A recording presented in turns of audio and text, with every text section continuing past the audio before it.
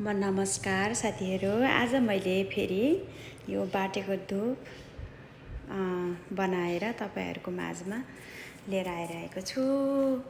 अनि यो भिडियो बनाउनको मुख्य कारण चाहिँ के हो भने मलाई फाइदा भइरहेको छ हैन। अनि मलाई चाहिँ एक दुईजना साथीहरूले के सोध्नुहुन्छ भने नि तपाईलाई के हो पारा त घरमा खुरुखुरु बसी धुप बाट्दो रहेछ, बेच्दो पनि रहेछ, यसले खाना पुग्छ क्या भनेर। खाना पुग्ने नपुग्ने भन्ने कुरा हुँदैन कि साथीहरू हैन। खाना पुग्ने नपुग्ने भन्ने कुरा हुँदैन। खाना त म प्रशस्त लाएर खान्छु है। अन्तबाट नि मलाई सबै कुरा पुगाइदिनु भएको छ। तर पनि मैले चाहिँ नि यस्ता कामहरू गरेर बस्छु। किन बस्छु भन्दाखेरि मलाई एकाग्र मनपर्छ। अनि मलाई मेहनती आदत पनि मनपर्छ। जसले मलाई मेहनत गरेको अनि टाढा देख्नै हुँदैन है। एकदम मनै मलाई चङ्गा भएर आउँछ के हैन। त्यही भएर म चाहिँ अनि घरमा बाहिरतिर माग्न आउनुहुन्छ नि, अनि मोटो घाटो, अनि त्यहाँबाट नि अरे बहन आपको सुख शान्ति मिलेगा भनेर त्यस्तो भन्छ नि। मैले तिनीहरूलाई दिँदिनँ हैन। अनि त्यहाँबाट नि मैले दिन्न कि तिनीहरूलाई। अनि त्यही भएर मैले चाहिँ जसले पनि मिहिनेत गर्छ, मिहिनेत गरेर खान्छ हैन, त्यस्तो साथीहरू चाहिँ मेरो सम्पर्कमा नि हुनुहुन्छ। अनि म पनि त्यस्तै खालको छु हैन। अनि यो सानो कुराहरू गरेर सानो कुराहरू गरेर पैसा कमाइन्छ भनेर चाहिँ तपाईहरूलाई थाहा छ कि नै। अनि यो चाहिँ मैले हिजो बेचेको हो हैन। 1200 को 200 रुपियाँको एक प्याकेट बेचेको भने अनि यो 1000 रुपियाँको चाहिँ 200 रुपियाँ प्याकेट गरेर 5000 के अरे 5वटा पोका बेचेको, 5वटा 6वटा पोका बेचेको हो मैले हिजो हैन। अनि त्यही बेचेको पैसा हो यो।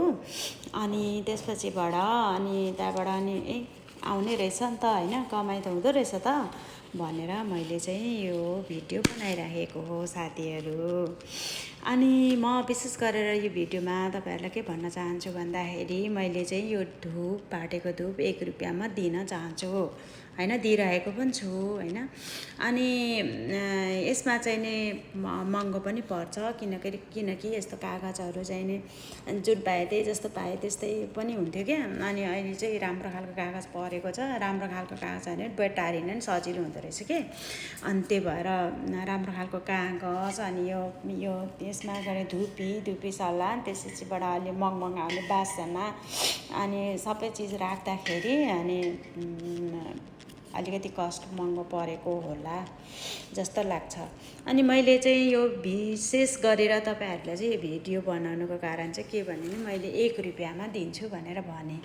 अनि अहिले चाहिँ मैले यो 10 रुपियाँ पोका पनि बनाएको छु। यो चाहिँ किन बनाएको हो भन्दाखेरि चाहिँ नि अब साउन लाग्यो।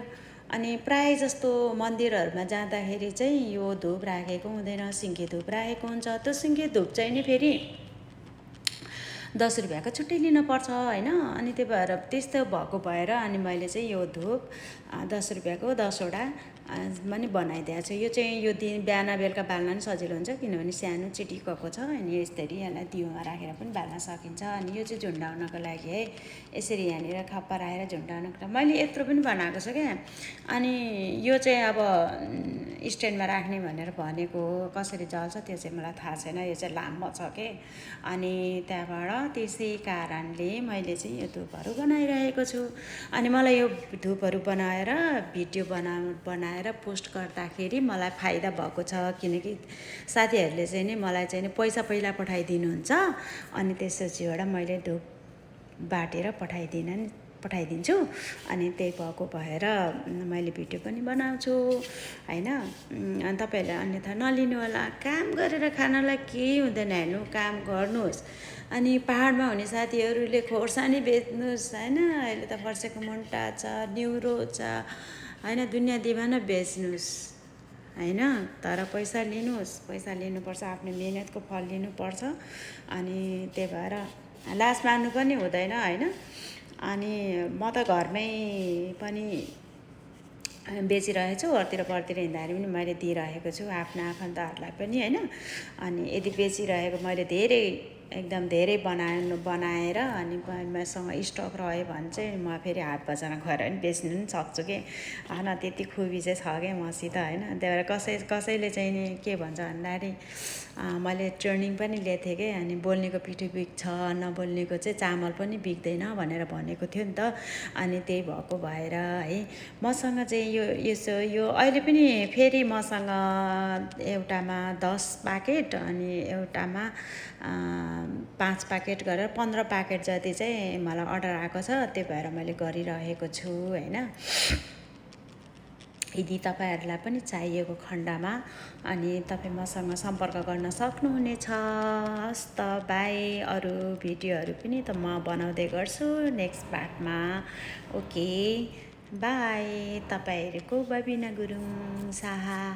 कस्तो लाग्यो मेरो भिडियो? राम्रो लाग्यो भने कमेन्ट गरिदिनु होला। हस् त।